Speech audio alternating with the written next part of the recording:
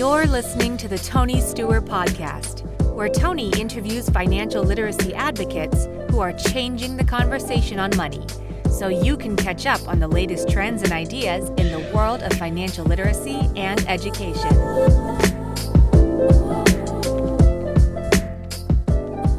Welcome to the Tony Steuer Podcast. I'm pleased to be joined today by John O'Connell.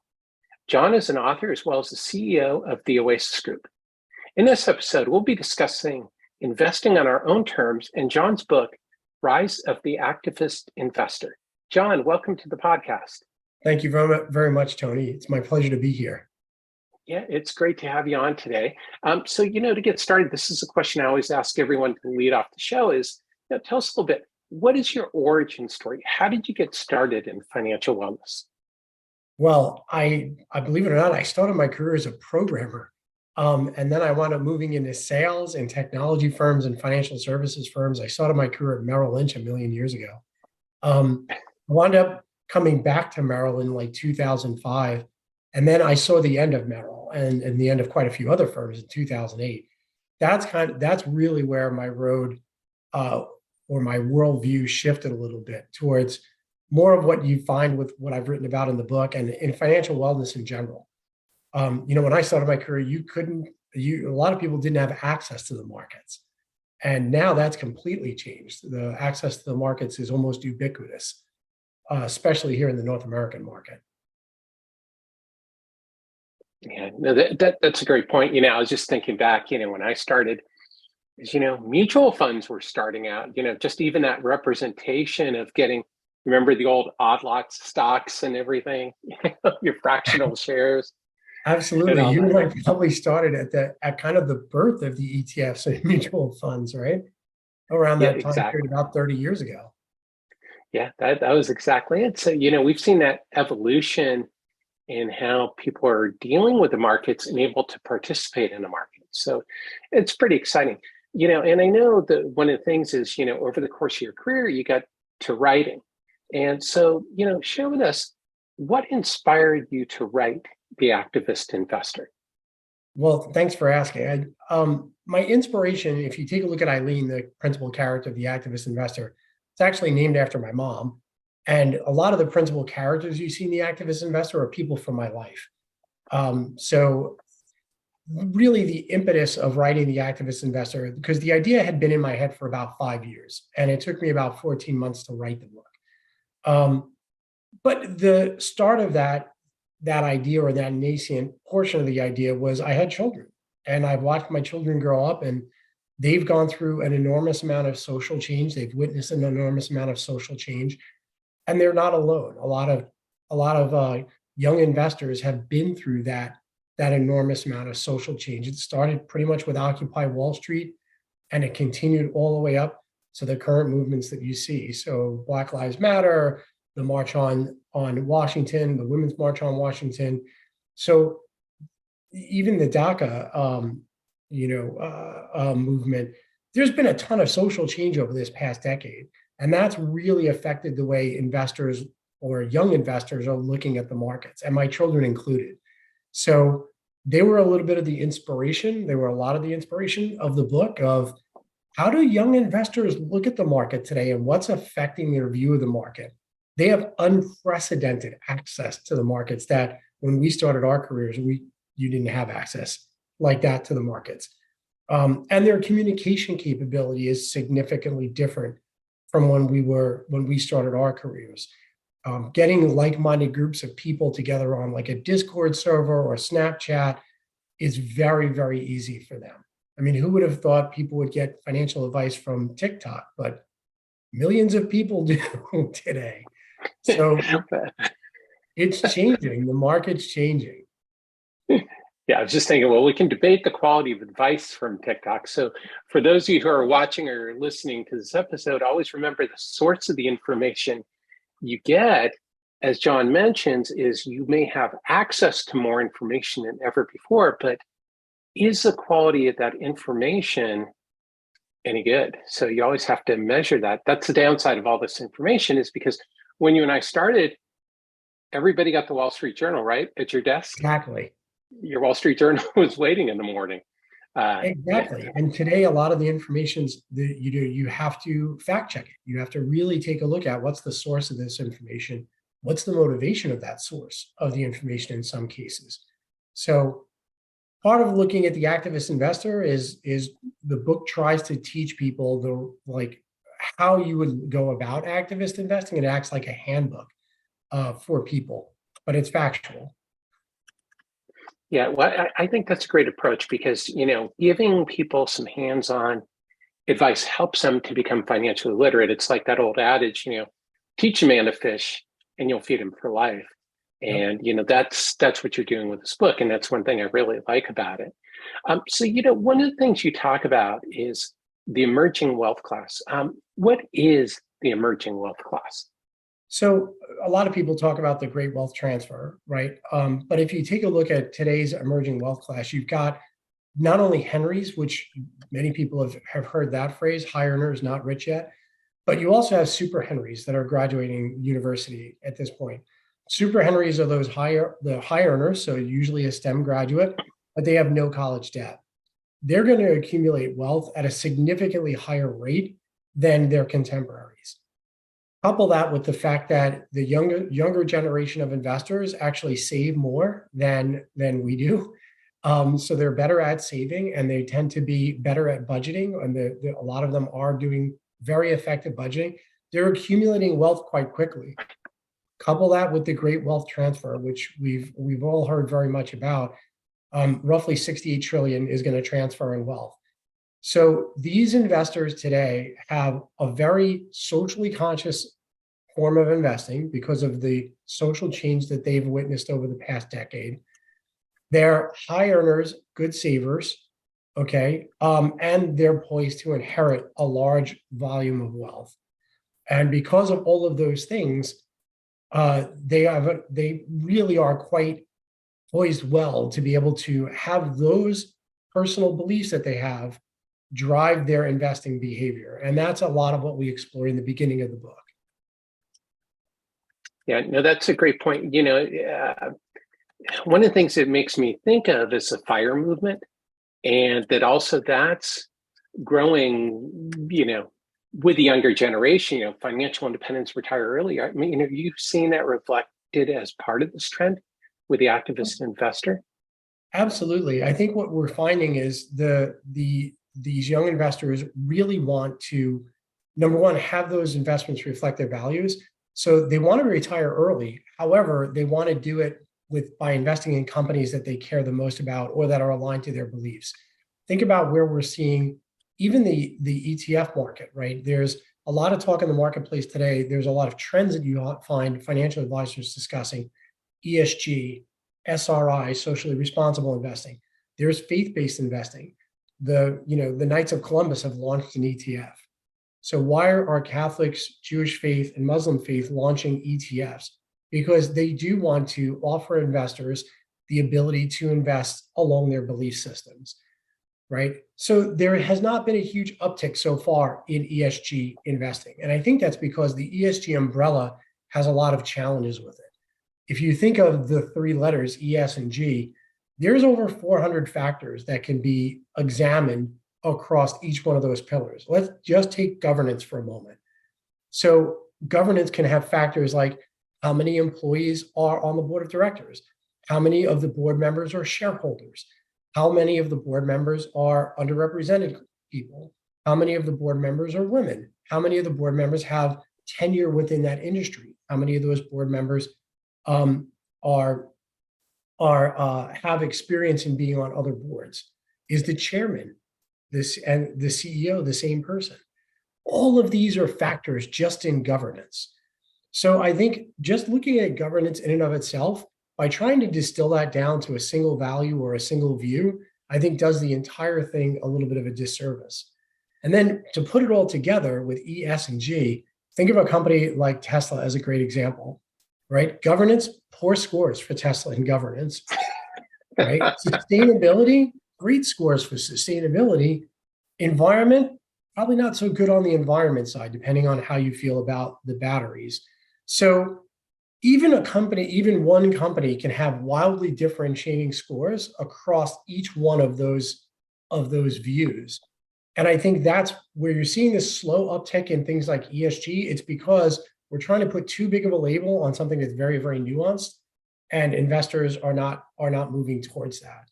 The big difference that you would see is, now we're adding additional capability there with things like direct indexing and separately managed accounts. You're seeing a growth in separately managed accounts in the industry right now because high net worth investors want those investments to more accurately reflect their values or the direction that they're going in. Direct indexing is a great example of that. I may want to direct index without sin stocks. So cannabis, alcohol, and tobacco come out of that list. I may want an ATF negative view of the S&P 500. So alcohol, tobacco, firearms, and cannabis would come out of that.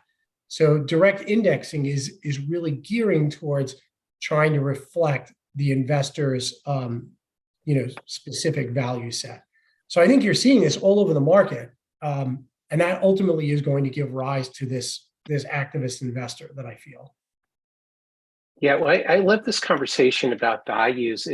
That's something I've written about, and our friend Keena Pettyjohn and I have written a couple articles about this. This is the big change for what's really going to drive financial wellness and separates it from financial literacy is focused on values and what people want to achieve and have it be in line with who they are.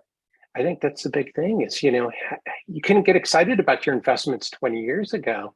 Maybe you could look for a company, that aligned with who you were, but you didn't really have the tools. Maybe you like the Gap. Exactly. You can thank our more open set of market access for that, right? I mean, today, like it or not, investors can access the markets via their phone. The race to zero has provided a lower barrier of entry for investors to be able to access the markets. And I think that, in the book, I invented this activist investor arc, right? Because I don't think that it's one size fits all. So I'll give you a really concrete example of that. You may be a casual activist. In other words, you're into you think that activist investing, you'd like to see your money more reflect your values. So you can start off as a casual activist. That may be investing in an ESG fund or an SRI fund or something like that. That you can then progress more and more to becoming a more of an influencer or a professional activist. And that progression is not a one size fits all. I'll give you another great example. Young people today might be an influencer activist. So in other words, they're posting about companies that they care about, and they're influencing other people within their peer group and within their social network about a company they care about. Then something in their life can change, right? So perhaps they have a family or they get married. They may drift from being that influencer activist back down to being a casual activist. They still care about their investments. They're still investing with, in investment strategies or in companies that fit their value set, but they're not really influencing. But that's in their core DNA, right? So what's going to happen when their kids get into high school or college and they have more available time to be able to flex those activist muscles again? They're going to move more up that arc again, back towards that influencer activist. And you'll see that later on in their life, perhaps with investment clubs or things along those lines, where they're really getting like-minded people with them, and they're making decisions as a group about their investments. So that investor arc, you can take a look at financial wellness as to, how do I feel about my investments? Where do I sit within this arc? And how does that change with me over my life and due to the circumstances that I have? Yeah, and I think, when we look at values overall and values-based planning, is people tend to stick with plans, services, products that are in line with who they are and their goals. That's one of the things you and I were talking. I come from the insurance industry, and people don't understand, why do people terminate so many life insurance policies? Well, it's because you're not really speaking to who they are. You sold them a product rather than solving a need. And I think that's, with the activist investor, that's what you're talking about, is investors are saying, okay, well, here's a product. Well, I need investing, but now I can get an investment that I want.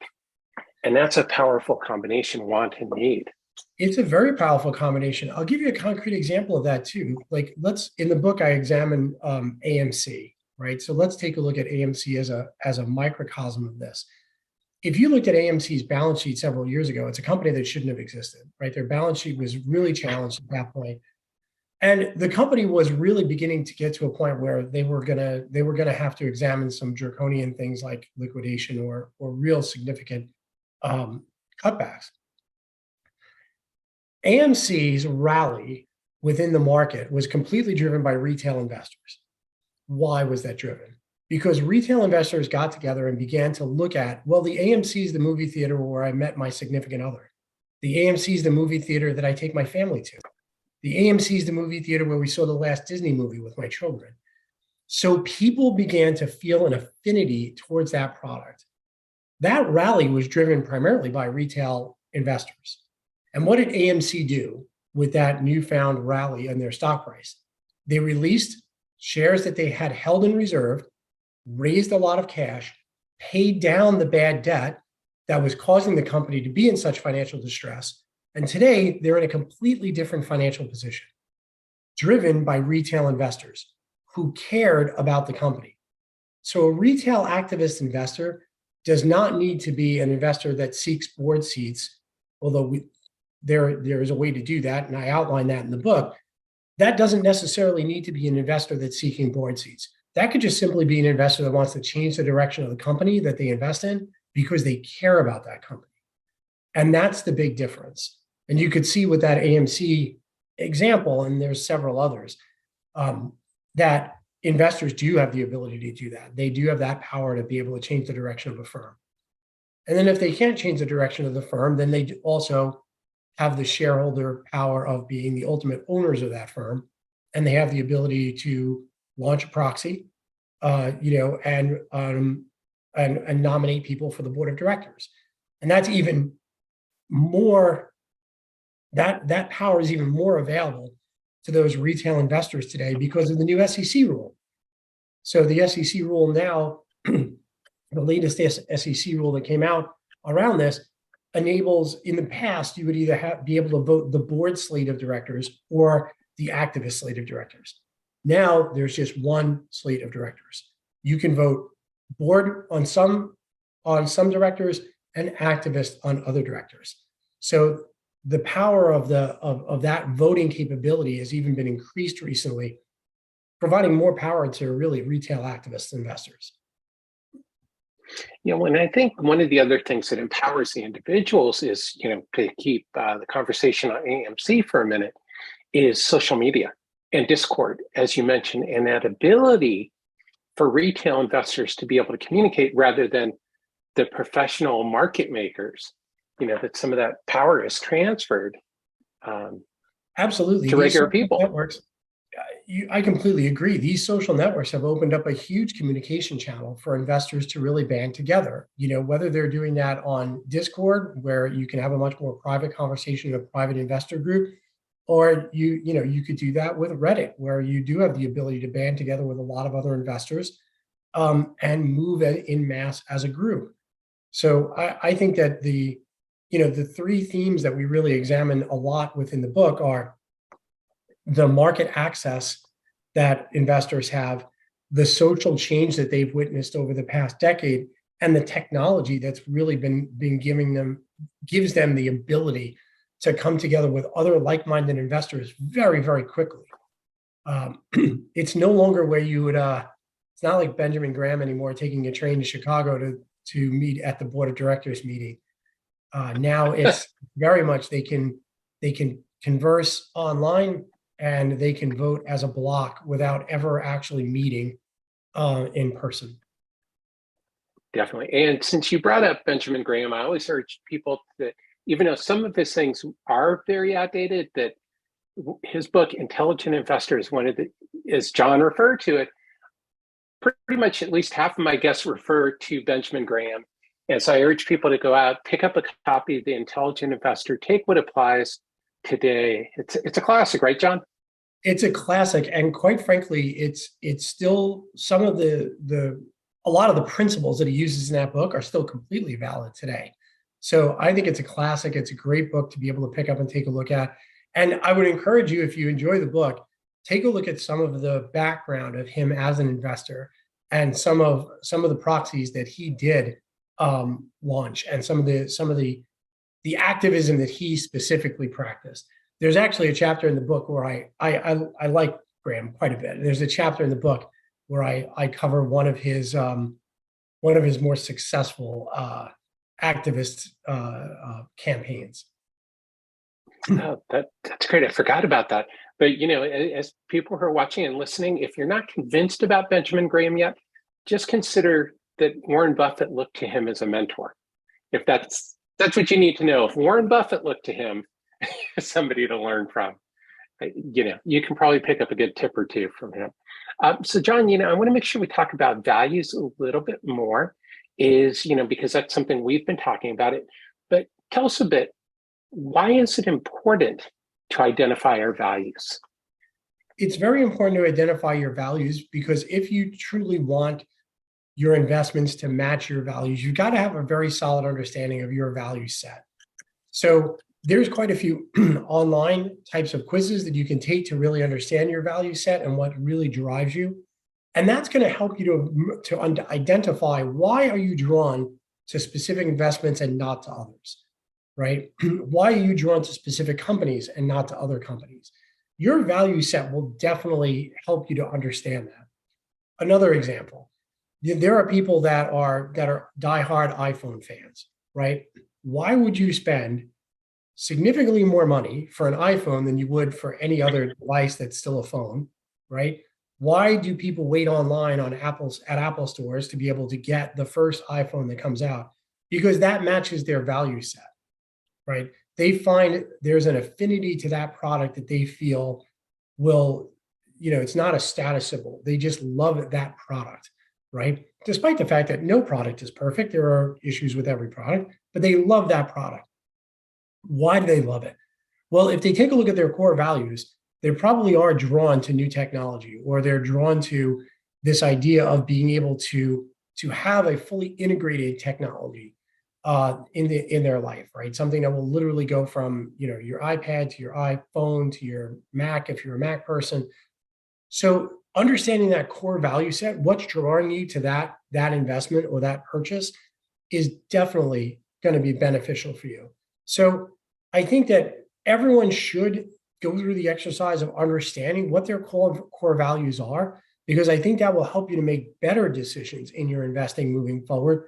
And it will help you to avoid some mistakes that you may make around some of your investments. If you're not passionate about it, you're not going to pay attention to it. And if you don't pay attention to it, that's usually a bad thing when you're investing. Yeah, I love that. You got to be passionate about it. And I think those are all important things. As you point out, you have to understand your values and what they are. And each of us are going to have slightly different values, maybe as a result of our background, how we were raised, our culture. And as you point out, sometimes the religion may impact you, but you want those investments in line with who you are. So, because it's your money. And you might as well put your money to play where you're, in line with who you are. So that's all great stuff. As we go through this, I want to make sure, could you go into just a little bit more about how the activist investing process works? Just a quick Absolutely. thumbnail. So absolutely. If you take a look, I'll break that into two parts. The first will be around the activist investor arc. So this way that gives people a little bit of an understanding. So the arc has six spots within it. So you start off as a passive activist, right? That's someone who is drawn to perhaps one set of investments than another. Usually that's going to be around asset classes. From there, you can move into a casual activist. In other words, you're having an interactive conversation with your financial advisor about what types of investments you would like to be in. The next step is an active voter. So everyone gets those proxies that come in. If you're a person that will sit down and actually read those proxies, get educated on it, and then vote, which by the way, I highly encourage, if you're invested, vote. But someone who literally will go through those, read them, and then actively vote, that's the next step of activist investing. From there, you can move into becoming a beginner activist. In other words, you're choosing investments based on your value set. That flip from an active voter to a beginner activist is usually where people get a very solid understanding of their value set and what their value set means to them.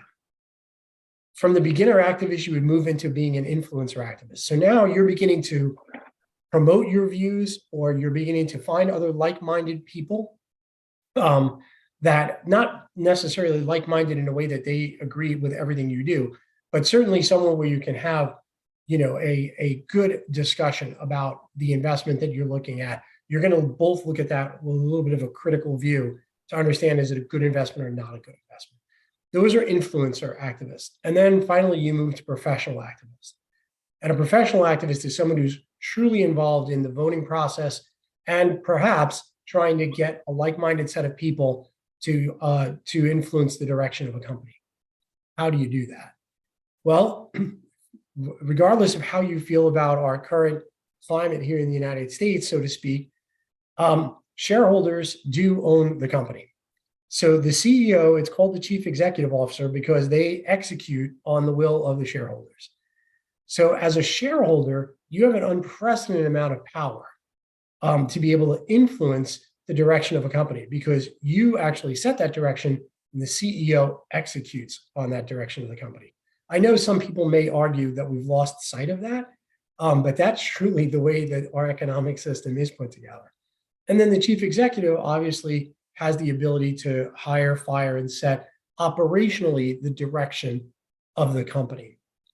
So if you are a shareholder and you do not agree with the direction a company is moving in, you do have the ability to get other like-minded people, pool your shares together. You don't have to be rich to be able to do this. Although, if you look at Ryan Cohen and what he did with GameStop, Ryan Cohen has enough means to amass those shares individually to be able to move forward with someone like GameStop.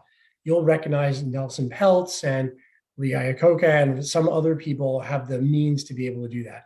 But if you don't have the means to do that, you do have the ability to amass shares, get some like-minded people involved with you on amassing those shares. You can send an open letter to a CEO saying that this is the direction you feel that the company should go in. And if you can generate enough interest around that, around your proposals and your direction, you can nominate members for the board of directors through a proxy vote. And if those board members are elected, then those board members will obviously listen more to the views of the shareholders that elected them. Graham did very much that. He went out and met with a lot of investors and got those investors to believe in his view of a company and their distribution of their wealth that they had amassed. And that company did wind up distributing that wealth because they did get board members on the board. So you're seeing that all over the place today. If you think about the amount of wealth that's locked in corporate America today, it's in the hundreds of trillions of dollars, right? Why is it that some of the largest companies in the United States have never paid a dividend to their shareholders? Do the shareholders have a right to that money? Yes, they do. So can they put together and nominate a board of directors that might create a dividend or do a distribution for a large technology company? Yes, you can do that. If you don't feel that, for example, the workers within a company are getting a fair wage, can you change that? Yes, you can. Amass shares, meet with some other folks that think the same way you do, or that can support your cause, nominate directors, have them get on the proxy vote, get the director elected, and then you can change the direction of the company. So, in fact, even just recently, there's a new member of the board for McDonald's that was elected with an investment of only $50,000.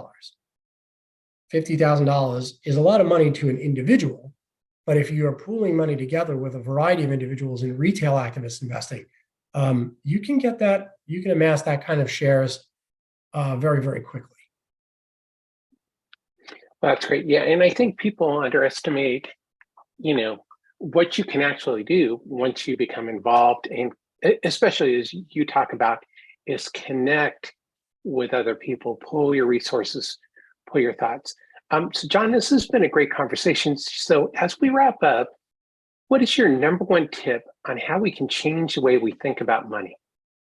I think the number one tip that I would give to the listeners are, do find out what your core values are, right? Take one of those online quizzes, determine what your core value set is, because if you're investing along your value set, number one, you're going to increase your financial wellness just simply because your investments are much more aligned to your personal values. So I think my number one tip would be absolutely determine what your core values look like. Talk to your financial advisor if you work with a financial advisor. If you don't, I would encourage you to take a look at working with a financial advisor, and have an open conversation with them about your value set, where you'd like to see your investments. They are very, very good at finding investments that will match your value set if you ask. If you don't ask, you will not get that result. But if you ask, financial advisors that I talk to are very, very happy to align investments with a client's underlying value set and their desires. Yeah, and you can even find that, if you don't have a financial advisor too, you can find that out through Schwab or Fidelity. Any of the major platforms have tools to screen for investments along that way. Or, you can find some good articles, or maybe even pick up a copy of The Activist Investor. So John, since we're talking about that, is where can people learn more about you and pick up their very own copy of The Activist Investor? So you can find The Activist Investor on Amazon. It's available on Kindle. It's available for Kindle Unlimited download, and it's available in physical copy that you can simply order from Amazon. They have stock and you can pick it up there. You can also take a look at my website, which is www.john-o'connell.com. Or you can find me on LinkedIn and ping me, and I'm more than happy to make sure that I can connect you with one of the books. Fantastic. Well, John, point you in the right direction. No, that sounds great. And for everybody watching or listening, the links, as always, to John's book and to his website will be in the show notes, as well as to connect with him on LinkedIn. So John, thanks for joining me today on the Tony Steuer Podcast. Thank you very much, Tony. It was my pleasure. I appreciate you having me on the show. Yeah, it was a great conversation. And as always, thank you for tuning in and watching or listening to the Tony Steuer Podcast. Until next time.